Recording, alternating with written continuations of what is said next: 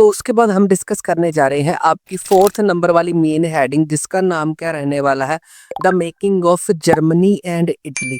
हम बेसिकली यहाँ पर ये डिस्कस करने जा रहे हैं, जो कंजर्वेटिव पीछे मैंने स्टोरी बताई थी डर गए थे, और वो अब जर्मनी और इटली को बनाने जा रहे हैं, मतलब यूनिफिकेशन करने जा रहे हैं। एक देश बनने जा रहा है, एक जर्मनी और इटली, और यहाँ पर तीसरा देश भी करेंगे, ब्रिटेन भी डिस्कस करेंगे। तो बेसिकली हेडिंग में 2 लिखे हैं, पर यहाँ पर आपकी टेक्स्ट बुक्स में 3 कंट्रीज की यूनिफिकेशन की बात की गई है। यूनिफिकेशन किसके अंडर होने जा रहा है? हाँ भी कंजर्वेटिव्स के अंडर होने जा रहा है। मतलब हम डिस्कस करेंगे कि जर्मनी बहुत सारे पार्ट्स में डिवाइड था और उसको एक करके जर्मनी जो आज हम बोल रहे हैं वो नाम कैसे दिया, और इटली का भी ऐसे देखेंगे और ब्रिटेन का भी ऐसे देखेंगे। तो आइए इस हेडिंग का करते हैं बढ़िया तरीके से ऑपरेशन। सबसे पहले हम डिस्कस करने जा रहे हैं जर्मनी के बारे में। जर्मनी की यूनिफिकेशन कैसे हुई, क्या हिस्ट्री थी, राजा कौन बना, लास्ट में बढ़िया तरीके से समझाऊंगा। ये हेडिंग डिस्कस करने से पहले ना मैं आपको लास्ट में ये वाला मैप डिस्कस करवा देता हूँ, जो आपकी इस हेडिंग के लास्ट में दिया गया है। अभी ये मैप देख के आपको कुछ समझ आया? नहीं समझ आया तो मैं समझा देता हूँ। ये है पूरा का पूरा जर्मनी। अभी जर्मनी नहीं है, बहुत सारे छोटे छोटे पार्ट्स में भी डिवाइड है, ठीक है। इसका सबसे स्ट्रॉन्गेस्ट पार्ट कौन सा है जर्मनी का? मैंने पीछे भी बताया था फेल पार्लियामेंट में।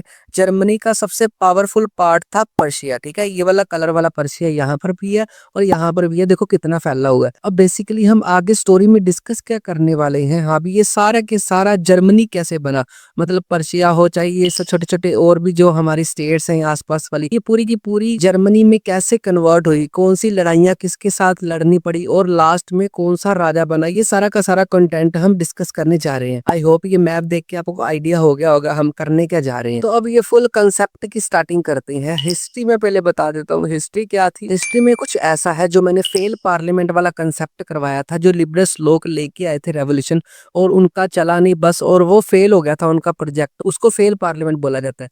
तो यहाँ पर ना जो भी कंजर्वेटिव थे उनके दिमाग की बत्ती जगी, उन्होंने बोला हाँ भाई हम यूनिफिकेशन तो करेंगे, पर किसके अंडर करेंगे? राजा खुद अपने अंडर यूनिफिकेशन करेगा, ताकि ये लिबरल्स लोग आने वाले समय में कोई भी रेवोल्यूशन लेके ना आए। मतलब एक ही राजा होना चाहिए स्ट्रॉन्गेस्ट, और वो वही करने जा रहे थे। मतलब अब जर्मनी बहुत सारे पार्ट्स में डिवाइड था ना, उसको एक करके जर्मनी दे देना और जर्मनी का एक ही राजा घोषित कर देना, जो पूरी की पूरी जर्मनी के ऊपर क्या करेगा? राज करेगा। हिस्ट्री समझ आ गई। अब फेल पार्लियामेंट के चक्कर में राजा खुद अपने अंडर यूनिफिकेशन करने जा रहे हैं। आगे बात करते हैं लीडरशिप की, मतलब इसकी लीडरशिप, इसकी रिस्पॉन्सिबिलिटी किसने ली? हाँ भी मैं जर्मनी बनाऊंगा, जैसे मैं क्लास में बोल दूं हाँ भी बेटा सबसे पहले आप जो भी नोटबुक पूरी करके आएगा उसको मैं टॉफी दूंगा, तो पहला बच्चा जो होगा हाँ भी सर मैं रिस्पॉन्सिबिलिटी उठाता हूँ, मैं अपनी भी करवाऊंगा और क्लास के बच्चों की भी कंप्लीट करवाऊंगा। तो वो रिस्पॉन्सिबिलिटी किसने ली जर्मनी को हम यूनिफिकेशन करने की, जर्मनी को एक करने की? तो वो देश है पर्शिया। पर्शिया ने ही क्यों रिस्पॉन्सिबिलिटी ली? क्योंकि जैसे मैंने स्टार्टिंग में बताया था कि जर्मनी का स्ट्रॉन्गेस्ट पावरफुल पार्ट कौन सा है? पर्शिया। और बेसिकली रिस्पॉन्सिबिलिटी पर्शिया का सीएम था जिसने रिस्पॉन्सिबिलिटी ली है, उसका नाम क्या है? Ottoman Bismarck.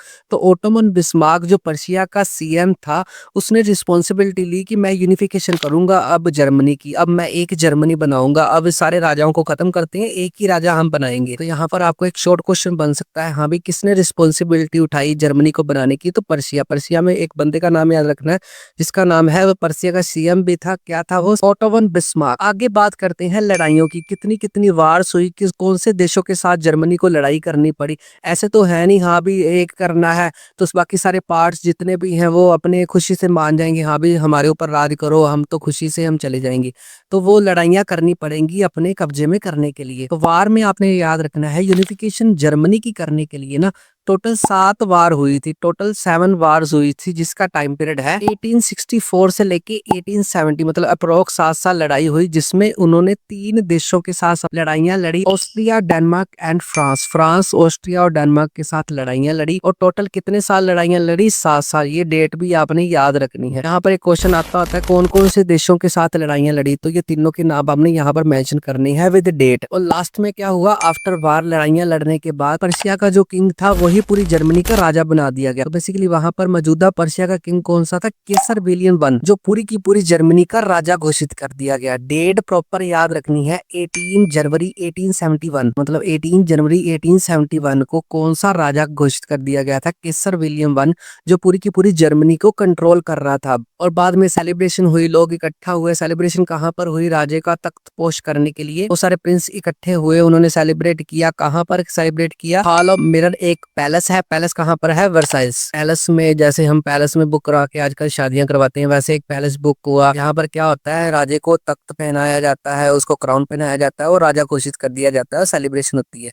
यहाँ पर मैं आपको ये वाली पिक्चर भी दिखा देता हूँ। इस पिक्चर में क्या है, जैसे देख लियो, ये सारा का सारा हॉल ऑफ मिरर है जो कहाँ पर है, वर्साइल्स में। यहाँ पर क्राउन पहनाया जा रहा है केसर विलियम वांग को, जो जर्मनी का राजा बन रहा है। आई होप ये सारा का सारा यूनिफिकेशन का जर्मनी का आपको अच्छी तरह समझ आ गया। तो इसके बाद हम डिस्कस करने जा रहे हैं आपकी अगली सब हेडिंग, जिसका नाम क्या रहने वाला है, इटली यूनिफाइड, मतलब इटली की यूनिफिकेशन पढ़ेंगे। ये है 4.2 हेडिंग।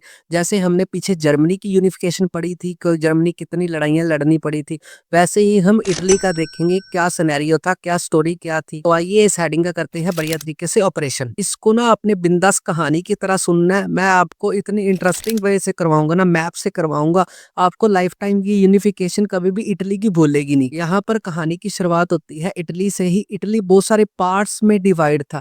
अब मैं बोल रहा हूँ ना इटली, उस समय इटली नहीं बोला जाता था, अलग अलग पार्ट से। तो basically Italy was divided into 7 part, 7 part में डिवाइड था बिफोर द यूनिफिकेशन। जब कंजर्वेटिव्स ने यूनिफिकेशन से पहले इटली कितने पार्ट्स में डिवाइड था, 7 पार्ट्स में। यहाँ से एक शॉर्ट क्वेश्चन आपको बनता है, भाई इटली यूनिफिकेशन से पहले कितने पार्ट्स में डिवाइड था, 7 पार्ट्स में। अब ना आगे आपके टेक्स्ट बुक्स में ना बड़ा कंफ्यूजिंग है। मैं ना आपको यहाँ पर इस मैप से समझाता हूँ, बढ़िया तरीके से समझ आ जाएगा। ये मैप एज इट इज ही आपसे बुक से लिया गया है। ये इटली का मैप है, मतलब यहाँ पर हम डिस्कस करेंगे इटली का कौन सा पार्ट कैसे छुड़वाया गया, कैसे आजाद करवाया गया, और लास्ट में ये फाइनल इटली कैसे बनी। अब मैप में जैसे आप देख रहे हो कुछ ना कुछ लिखा हुआ है, मैं सारा का सारा आपको समझाता हूँ। यहाँ पर इस वाली साइड पे लिखा हुआ है सिर्दिनिया पिगमेंट। ये वाला जो पार्ट था ना, ये यहाँ पर सिर्फ और सिर्फ इटली के पास था। मतलब ये बाकी वाले जो मैप में जितने भी पार्ट है ना, वो किसी ने कब्जा किया हुआ है। मतलब ये वाला पार्ट है ना सिर्दिनिया पिगमेंट, ये ही इटली के अंडर था। आपको यहाँ पर शॉर्ट क्वेश्चन एक और बन सकता है, इटली का ऐसा कौन सा पार्ट था जो इटली गवर्नमेंट संभालती थी, मतलब इटली के राजे महाराजे संभालते थे, वो है सिर्दिनिया पिगमेंट। अब दूसरे पार्ट्स की बात कर रहे हैं। यहाँ पर नॉर्थ लिखा है ना, नॉर्थ में अलग कोई कब्जा हुआ था। यहाँ पर सेंटर लिखा है, सेंटर में अलग किसी ने कब्जा किया हुआ था। और यहाँ पर साउथ लिखा है, तो साउथ में अलग किसी ने कब्जा किया हुआ था। तो सबसे पहले बात करते हैं नॉर्थ वाला पार्ट। नॉर्थ वाला पार्ट किसके अंडर था भाई, ऑस्ट्रियन फोर्सेस। ऊपर हमने डिस्कस की ना 7 पार्ट्स में, 7 के 7 नहीं देखेंगे, मेन देखेंगे। हाँ भाई, ऊपर वाला किसके पार्ट में था, नीचे वाला और सेंटर वाला। तो यहाँ पर नॉर्थ वाला पार्ट किसके अंडर था, ऑस्ट्रियन फोर्सेस के अंडर था। और आगे सेंटर वाला पार्ट, ये वाला सेंटर वाला पार्ट था अब पपल स्टेट्स, मतलब यहाँ पर आपने एक नाम याद रखना है, पपल स्टेट्स के अंडर था ये सेंटर वाला इटली का पार्ट। और लास्ट में अगर बात करें नीचे वाला पार्ट, मतलब साउथ पार्ट, वो किसके अंडर था, सिसिली किंग्स। ये एक अजीब से नाम आपको एज इट याद रखने पड़ेंगे, एक दो बार मेरे साथ प्रैक्टिस करोगे तो आपको बढ़िया तरीके से याद हो जाएगा। यहाँ तक हमने ये सीखा है, जो सिर्दिनिया पिगमेंट है यही इटली के पास है। नॉर्थ वाला पार्ट किसके पास है, ऑस्ट्रियन फोर्सेस के पास। सेंटर वाला पार्ट किसके कब्जे में है, पपल स्टेट के कब्जे में। और साउथ वाला पार्ट किसके कब्जे में है, सिसिली किंग्स के कब्जे में है। अब भाई यूनिफिकेशन तो करनी पड़ेगी, ये वाले पार्ट को छोड़ के बाकी ये तीनों पार्ट छुड़वाने पड़ेंगे, तभी वो इटली कहलाएगा। तो यहाँ पर हम स्टोरी की स्टार्टिंग करते हैं, कौन से वाले पार्ट को किसने छुड़ाया, ये एग्जाम में क्वेश्चन पूछे जाते हैं। स्टार्ट करते हैं नॉर्थ वाले पार्ट से। नॉर्थ वाला पार्ट किसके द्वारा फ्री करवाया गया, कब करवाया गया, तो यहाँ पर ये वाला पार्ट फ्री करवाया गया 1859 में, डेट याद रखनी है। इसके द्वारा करवाया गया कैवोर। कैवर एक बंदे का नाम है जो कहाँ का सीएम है, सर्दिनिया पिगमेंट का। ये वाला जो फ्री वाला पार्ट था उसका सीएम ने जिम्मेदारी उठाई, अभी मैं इटली के नॉर्थ वाले पार्ट को आजाद करवाऊंगा। उसने किसकी हेल्प से करवाई, फ्रेंच की, मतलब फ्रेंच आर्मीज के साथ मिलके उसने नॉर्थ वाला पार्ट को आजाद करवा दिया 1859 में। किसने करवाया, कैवर, जो सीएम था किसका, सिर्दिनिया पिगमेंट का। अब इटली के पास कौन कौन से पार्ट आ गए, ये वाला तो पहले ही है, और ये वाला नॉर्थ वाला पार्ट भी अब इटली के कब्जे में आ गया। अब बात करते हैं नीचे साउथ की। साउथ वाला पार्ट सिसिली किंग्स के कब आजाद करवाया गया, 1860, मतलब ऊपर वाले पार्ट के एक साल अगले वो करवाया था 1859 को।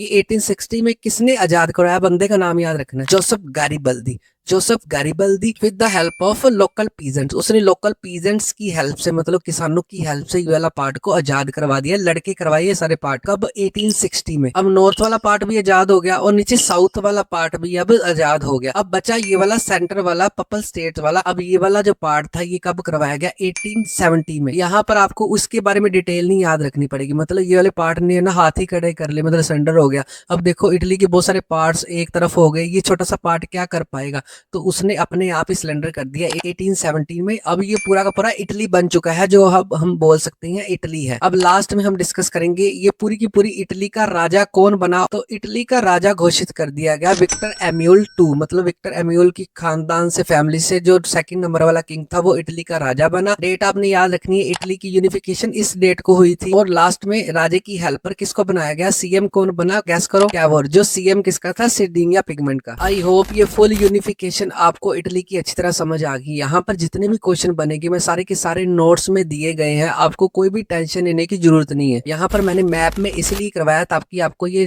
कंसेप्ट लंबे समय तक याद रहे। आई होप ये इटली की यूनिफिकेशन आपको अच्छी तरह समझ आ गई। इसके बाद हम डिस्कस करने जा रहे हैं लास्ट सब हेडिंग, जिसका नाम क्या रहने वाला है, the strange case of Britain.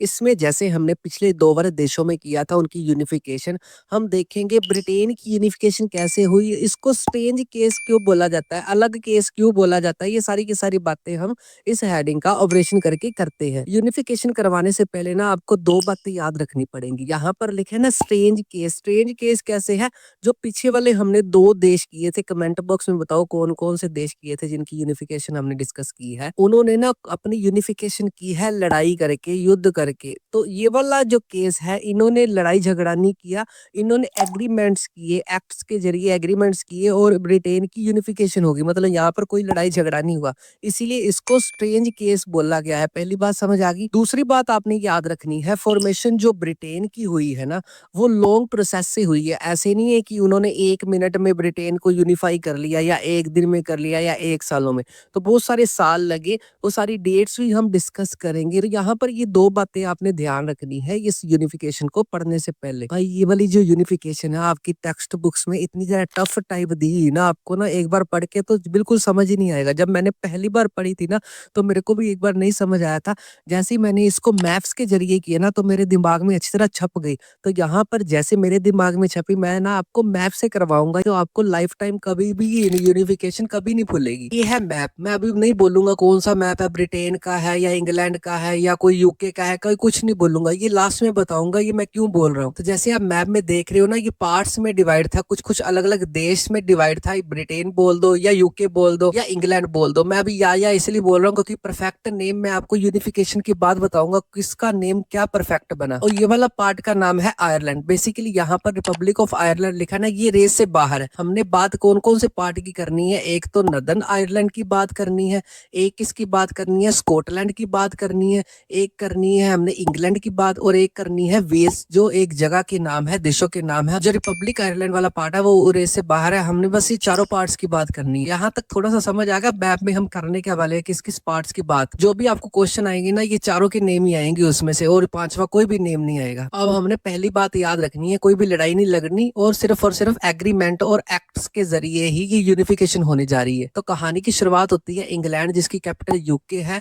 वहां पर 1688, डेट का ध्यान रखना, 1688 को वहां की पार्लियामेंट के पास पावर आती है, और वो पावर किसकी सीज कर देते हैं, मतलब बंद कर देते हैं, मोनार्की की, राजे महाराजों की। यहाँ पर पार्लियामेंट्री राज स्थापित हो गया। मतलब ये वाला पार्ट अब किसके कब्जे में आ गया है, ये वाला पार्ट हमने मोनार्की से छुड़ा के, राजे महाराजे से छुड़वा के, वहां पर पार्लियामेंट्री गवर्नमेंट आ गई है। पहली बात समझ आ गई। अभी मैं कुछ नहीं बोलूंगा ये पार्ट को क्या नाम दिया गया। अब जो इसके साथ लगा हुआ पार्ट है वेल्स, जो पहले से ही इंग्लैंड के कब्जे में था। मतलब अब ये 2 पार्ट आजाद हो चुके हैं। मतलब पहले वाला तो पहले से ही इंग्लैंड के कब्जे में था, वेल्स शुरू से ही। और ये वाले पार्ट जो इंग्लैंड हम बात कर रहे हैं, 1688 में वहां पर पार्लियामेंट की पावर बढ़ी और जिन्होंने मोनार्की की पावर को खत्म कर दिया। यहाँ तक स्टोरी समझ आ गई। अब बात करते हैं, ये 2 पार्ट आजाद हो चुके हैं। अब पढ़ते हैं ऊपर वाले पार्ट, स्कॉटलैंड के बीच में। अब यहाँ पर कोई लड़ाई नहीं हुई, तो इंग्लैंड और स्कॉटलैंड के बीच में एक एग्रीमेंट हुआ जिसको बोला जाता है एक्ट ऑफ यूनियन 1707।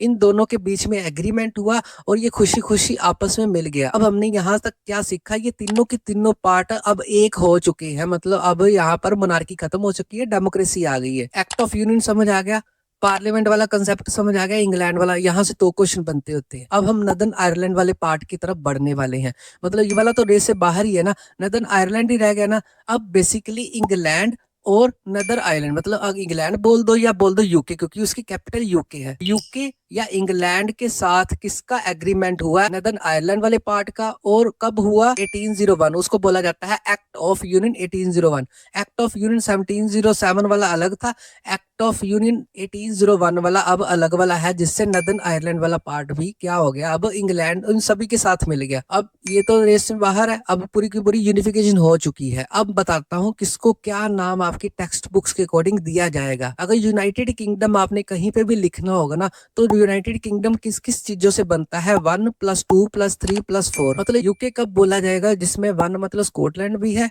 2 मतलब इंग्लैंड भी है, 3 मतलब वेल्स भी है, और 4 मतलब नदर्न वाला आयरलैंड वाला पार्ट भी है, जिसको मिला के क्या बनता है, यूके। आपको एक शॉर्ट क्वेश्चन आ सकता है, एक्सप्लेन यूके, तो सारे पार्ट्स लिखोगे कौन कौन से पार्ट में है। और ग्रेट ब्रिटेन जिसकी हम यूनिफिकेशन पढ़ रहे हैं, वो क्या होएगा, मतलब इसमें होगा 1+2+3। अगर नदर्न आयरलैंड वाला पार्ट इसमें शामिल नहीं है तो वो क्या बनता है, ग्रेट ब्रिटेन बनता है। मतलब 1 मतलब स्कॉटलैंड, 2 मतलब इंग्लैंड और 3 मतलब वेल्स, तो ये ग्रेट ब्रिटेन कहलाता है। अगर आपको यूनिफिकेशन आएगी ना, तो आपने स्टार्टिंग करना है ये पार्लियामेंट वाले कंसेप्ट से, धीरे धीरे सारे आपने एक्ट ऑफ यूनियन लिख देने, बढ़िया तरीके से क्वेश्चन बन जाएगा। वैसे भी मैंने नोट्स में सारा डाटा दिया हुआ है, आपको कोई भी और बुक उठाने की जरूरत नहीं पड़ेगी। आई होप ये यूनिफिकेशन ब्रिटेन की आपको अच्छी तरह समझ आ गई, और किसको क्या बोला जाता है आपको वो भी अच्छी तरह समझ आ गया। अब लास्ट में क्या हुआ, यहाँ पर कोई राजा नहीं बना, ये दूसरा कारण है स्ट्रेंज केस ऑफ ब्रिटेन का। लास्ट में होता क्या है, डोमिनेशन ऑफ इंग्लिश, मतलब इंग्लैंड से शुरुआत हुई थी ना, यहाँ पर इंग्लिश बोली जाती है, तो वहां पर इंग्लिश लैंग्वेज ही सभी लैंग्वेज के ऊपर थोप दी गई। मतलब आपने अब बोलना है, स्कॉटलैंड में स्कॉट अगर बोली जाएगी तो वहां पर इंग्लिश ही बोलनी पड़ेगी आफ्टर यूनिफिकेशन, तो ये सभी को बोलनी पड़ेगी। इंग्लिश कल्चर्स को थोपा गया सभी के ऊपर। दूसरी बात क्या हुई, न्यू फ्लैग बना, जिसको क्या बोला जाता है, यूनियन जैक का नाम दिया गया। आपने एज इट इज लिखना, यूनियन जैक क्या है, उनका new flag after unification of Britain. आगे उन्होंने नेशनल एंथम बनाए, जिसमें नेशनल एंथम में क्या थोड़ा सा आपने